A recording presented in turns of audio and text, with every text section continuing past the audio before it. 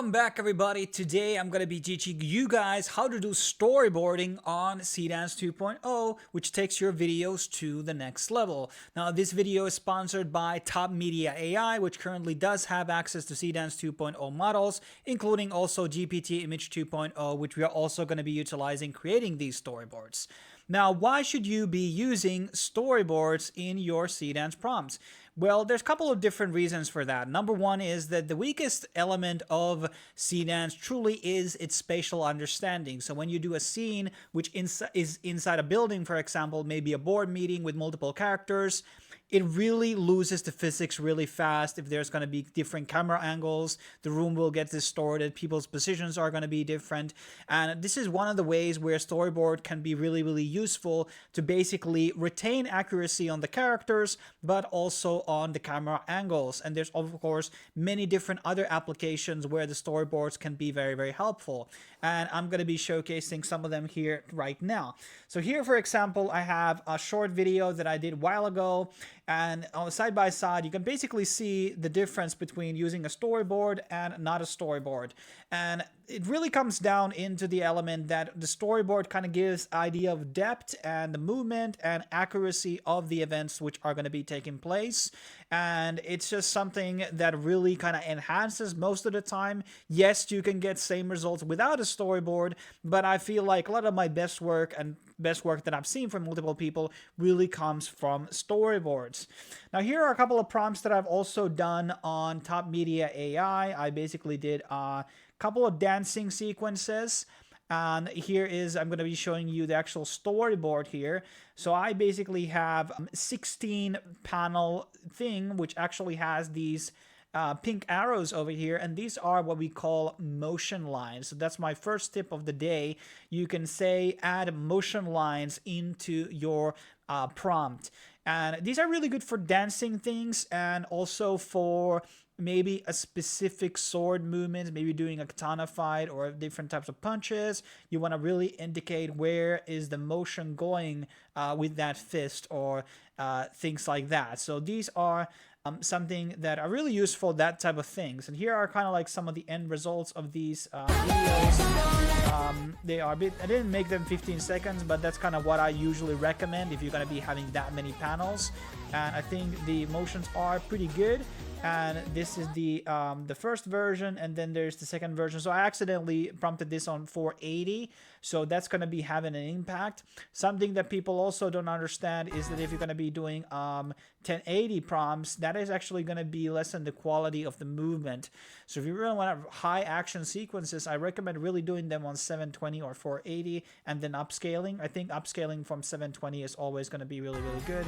And here once again, this is a lot more closer to the movement of the actual storyboard that I showed, and I kind of like where like the end result here. And obviously, depending on how long of your video is going to be, is going to have an impact on how fast they will attack those dance moves, for example. So this being 10 seconds is going to be having quite a difference on the storyboard versus if it was 15 seconds or 7 seconds. And if you want to kind of more faster dancing, you could basically make a 7-second clip with 16 panels. It also obviously works with different things. So here is a batting scene, and this turned out to be kind of weird because I used 3D reference. So this is our reference character that I created for this one. This is kind of like a semi Unreal Engine style of a look, more closer to realism, honestly. And our story panel was a bit more of a manga thing, which in hindsight probably shouldn't be done. It doesn't matter if it's actually like manga-based story panel, but what matters though is that you can actually go in the beginning of the prompt and just describe the style. So all your references technically could be like, let's say, cartoons, but if you specify, no, it's going to be realism shot in this and this camera, it's going to be giving you a different end result. So here is basically what I got. And I actually like these certain red elements that are happening here, outlines.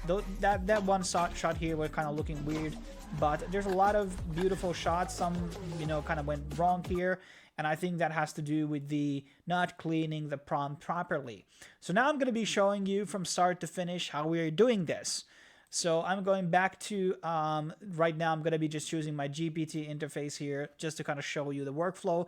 Obviously, as I said, the image prompting is available. GPT-2 image is available along with other things.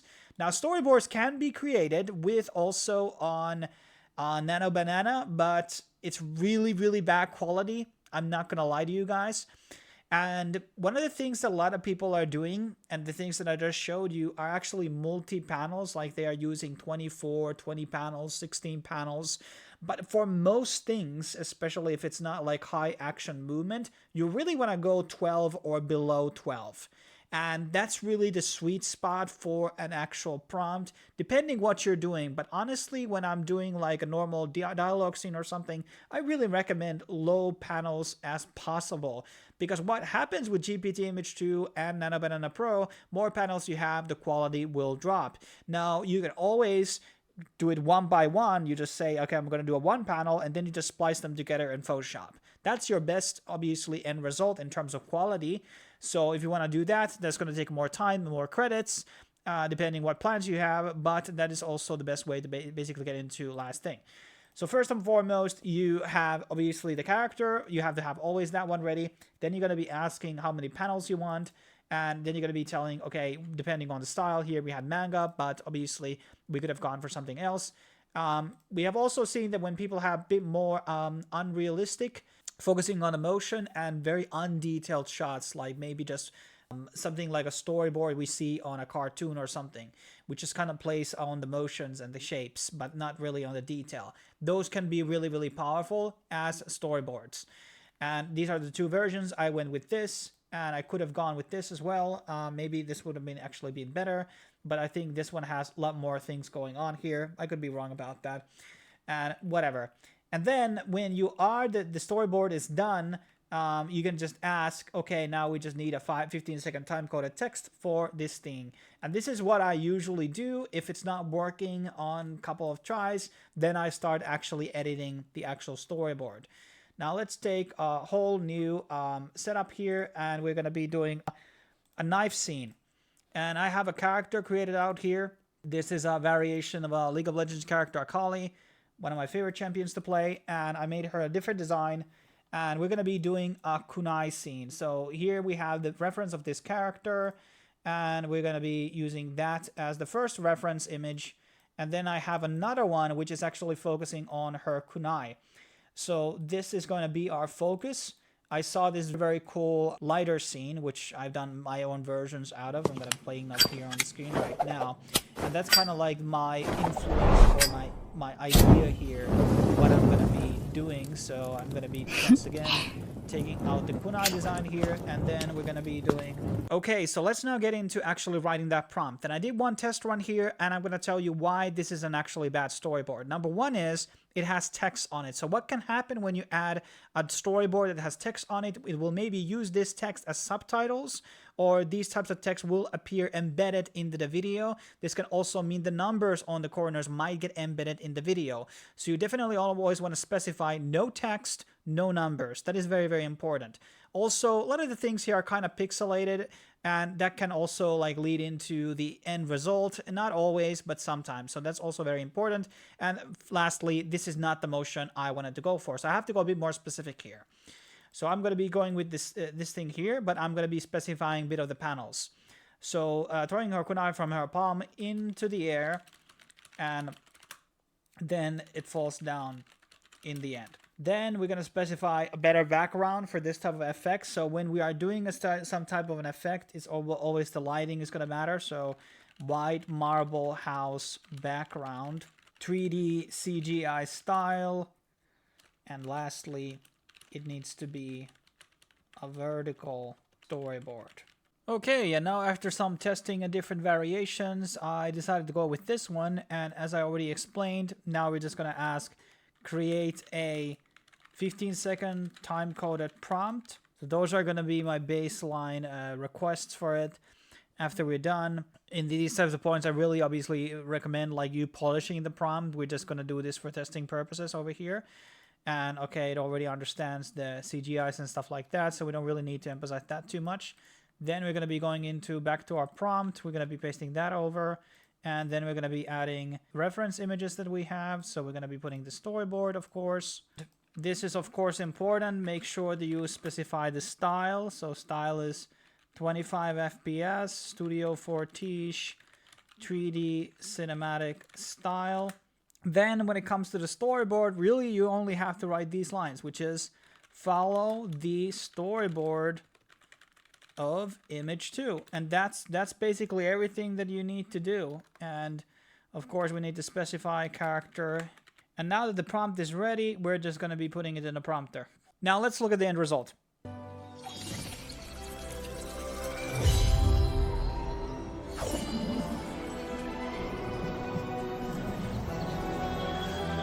So as you can see, it is actually spinning, but it's spinning on the wrong way. And there's a couple of disfigurations, one extra finger here. To be fair, our panel did have 6 fingers as well on the last panel, so that's the problem. I did some revisions and I went for another prompt, and this actually turned out to be pretty good. So a lot more closer to what we were envisioning. So it spins first on her hand, then she throws it upwards, and now it's spinning on the right way we actually wanted to. So sometimes you have to go through a couple of revisions. But this turned out to be pretty beautiful and a lot more closer than really I initially envisioned. Maybe the beginning should have been a bit shorter, like second spin, and then she throws it up in the air. But whatever. That's very beautiful. And in the both shots, it was following the 3D Unreal Engine thing we were going for, even though the reference images were like a bit more 2D anime. Here is our last prompt of showcasing what you can do. So the style of the spreadsheet doesn't really matter because you can tell it after, like, okay, this is what I want. Now in this case I did say like Asian alien and a robot. It did not change it, but the background did actually change in, and there's a lot more detail into these robots. And this is like a Jeet Kune scene, and it's actually pretty good, very close to what we were going for with the actual thing. Looks like a bit of like a big gamey, but I did say Unreal Engine 6. And the thing is, this is pretty good. So it doesn't matter what the storyboard looks like if you can describe what the characters look like. We could have added 2 reference images there to play the both characters if we wanted to, but you can do it also manually by typing, but that's going to be yielding you a bit worse results, I guess. But that's basically my wrap down of these storyboards. They're absolutely powerful. They give a lot more consistency on your shot, maybe in some cases less pixelization, but do not fall into these traps that a lot of people are doing, like too many panels, text on panels, revisioning your panel so much that there's going to be pixelization on the images. The quality is important because that's going to be showing in the end result as well, especially for 2D stuff. Now, that's basically what I have to share with you. If you want to try out TopMediaI, I'm going to leave a link down below with my affiliate link. So if you're going to be signing under me, I'm going to be getting a commission, and I would be very happy if you actually did do that. They do also have a lot of other things available on their platform. It's not just Seedance. They also have Happy Horse, Google VO, Pixverse, Kling 01, Kling 3.0 Omni, and I'm sure that they are going to be adding all the other latest models also on their platform. There's also a multitude of different image models here, GPT image, including also Nano Banana. What else does they have? Z Image Turbo and C-Dream 5.0 and Nano Banana 2 as well, and also Grok. Thanks for watching. I will be seeing you in the next tutorial.